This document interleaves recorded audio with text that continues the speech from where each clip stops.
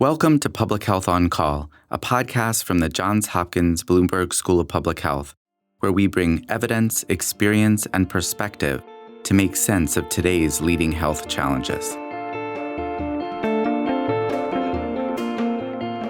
If you have questions or ideas for us, please send an email to publichealthquestion@jhu.edu. That's publichealthquestion@jhu.edu for future podcast episodes. This is Lindsay Smith Rogers, and today we're looking into what's behind the uptick in walking pneumonia in some parts of the U.S., particularly among children.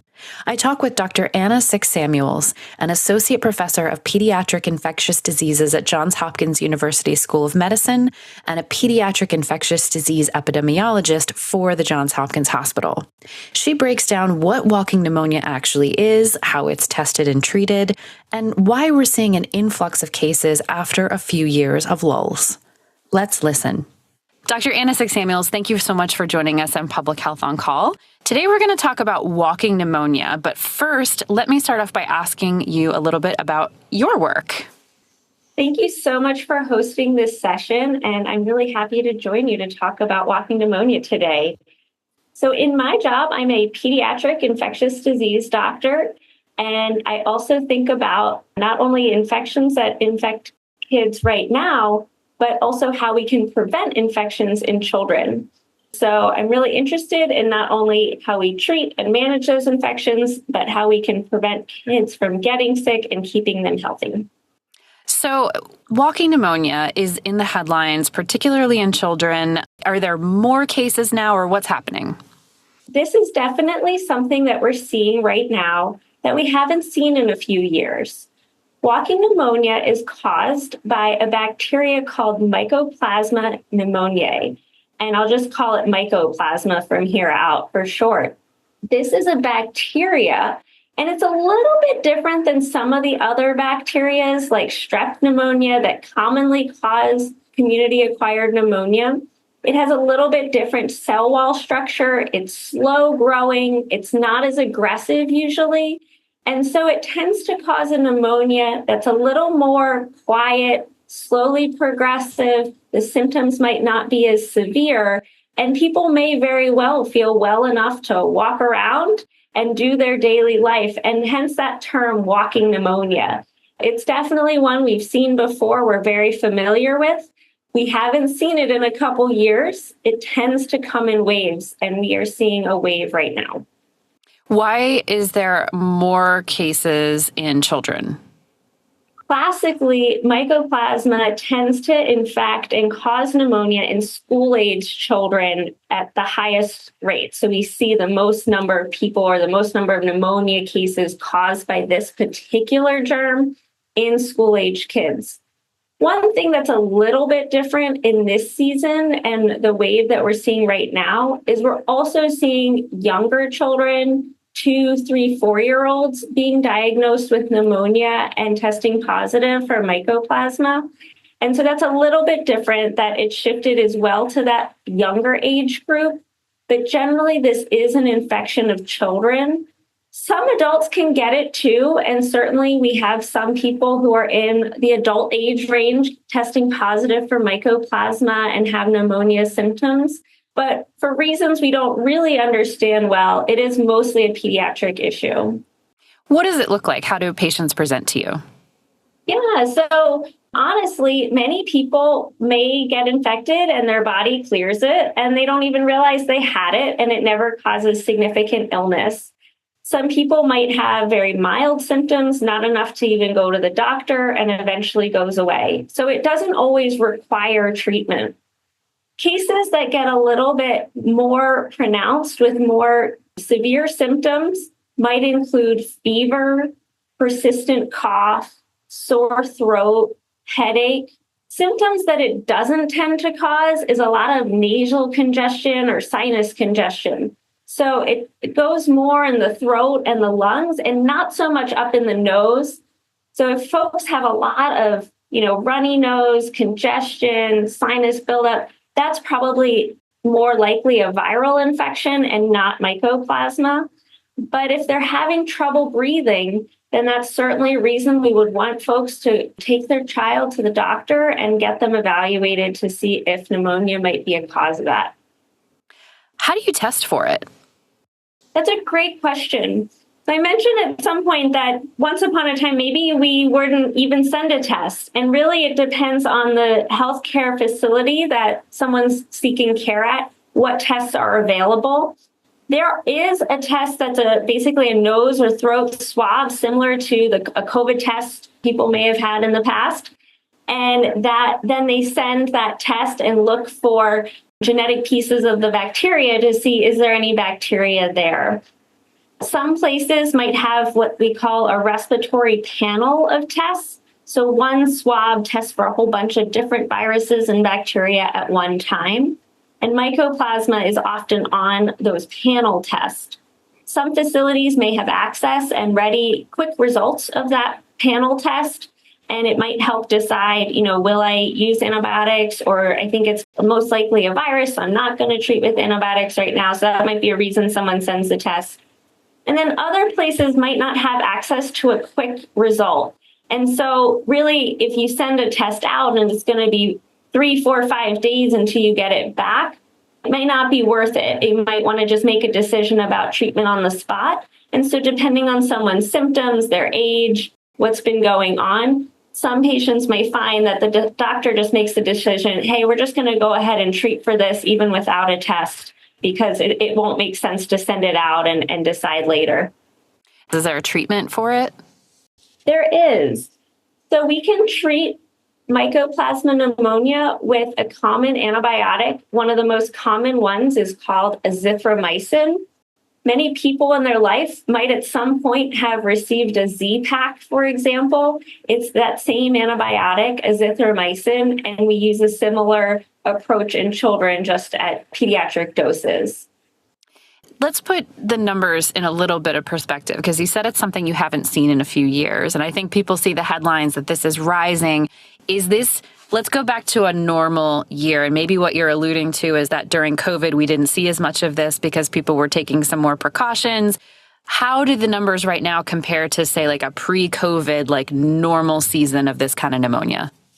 Yeah, so before COVID, I think we would see a couple cases of walking pneumonia. Honestly, many times people may never have been tested because we just didn't test as frequently for it, but they may have just been treated for it, particularly if they were in that age group of older school-aged, young teenage children with pneumonia symptoms. They very well may have just been treated, and we didn't actually have a positive test result. Big, large epidemiology studies where they were looking at the etiology of pneumonia gave us the information that this walking pneumonia or mycoplasma was a common cause of pneumonia.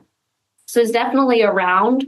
We tended to see some waves every few years where there would be more cases in a particular year and then it would subside again.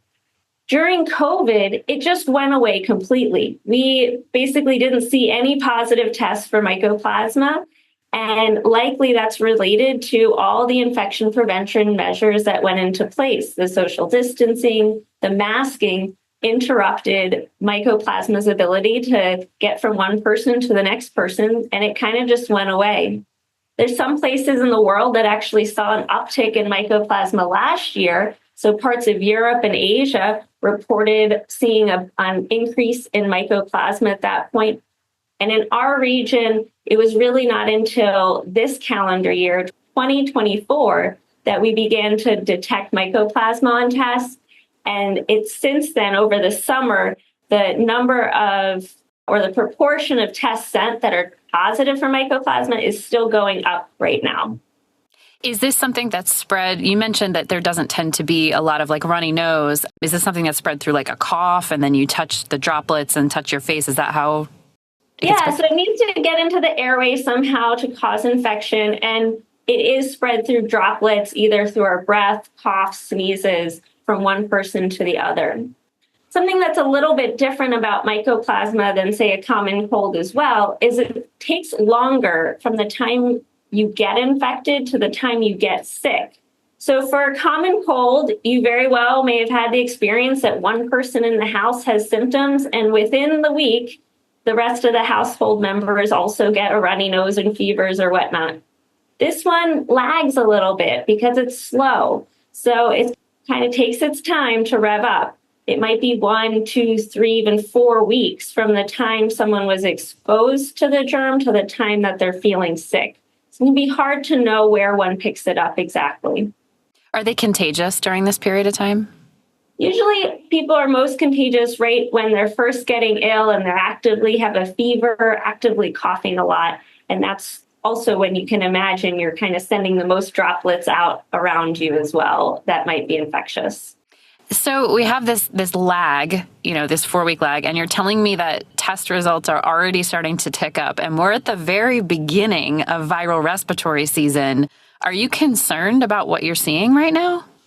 So this is the time of the year when we see lots of respiratory infections. Most of them are viral. Some of them will be bacterial, and we'll see some increase in bacteria pneumonia right now too. Mycoplasma, even in the past, has seen an uptick in the late summer, early fall, and then eventually starts to come down. So right now, we know there is plenty of mycoplasma getting shared around our community. Not everyone's getting sick from it. So not everyone exposed will get sick. Only some proportion of people exposed will end up getting sick. And eventually the spread will peter out and the wave will die down. But we're not exactly sure when that is yet. So when you see patients coming through your door with walking pneumonia, I imagine there's a range, and you give them some treatment. When does it become concerning, or what do you counsel patients to look for? So it's really the breathing difficulty. If children are showing signs that they're working to breathe, so signs of that are they're flaring their nostrils when they take a breath in to try to open their airways, or they're tugging at their Adam's apple area of their throat. You can see them pulling the skin in there when they're taking deep breaths. They're breathing fast. For babies and toddlers, if they're working so much to breathe, they can't sleep, they can't keep fluids down, they really don't have energy to participate, and they're not doing their running around, they're just sitting there, those are reasons to be worried. Maybe they're working too hard to breathe and seek care and evaluation by a healthcare professional. Do these patients ever have to be hospitalized? Most people do not. So most people do not need to be hospitalized. And many actually, like I said, their symptoms will go away even without treatment. Some may benefit from antibiotics, and certainly if you're having any of those symptoms, we will likely be giving that patient antibiotics and recommending that. A small proportion may need to come into the hospital, particularly if they're having trouble getting enough oxygen in their body and might need some supplemental oxygen. Or if they're a very young baby and they can't keep their hydration up, they might need IV fluids until their symptoms improve enough and they can keep their hydration on their own. So it's mostly, does that patient need some extra care from the hospital and those would be the reasons that they get admitted. You mentioned at the outset of this episode that you have a big focus on prevention. So I imagine you're also seeing a lot of people in your office right now for things like COVID and flu shots and well visits. What kinds of things are you counseling parents about walking pneumonia if they ask you questions? So the way to prevent it is very similar to how we prevent other respiratory infections. When we are the ones who are ill or our child's the one that has sick symptoms, keeping them home, not sending them to school, particularly until the fevers go away. If they're coughing so much that they really can't participate, that's a reason to stay home. If they're coughing so much they can't sleep at night, that's a good reason to stay home and reduce the chance of spreading to others.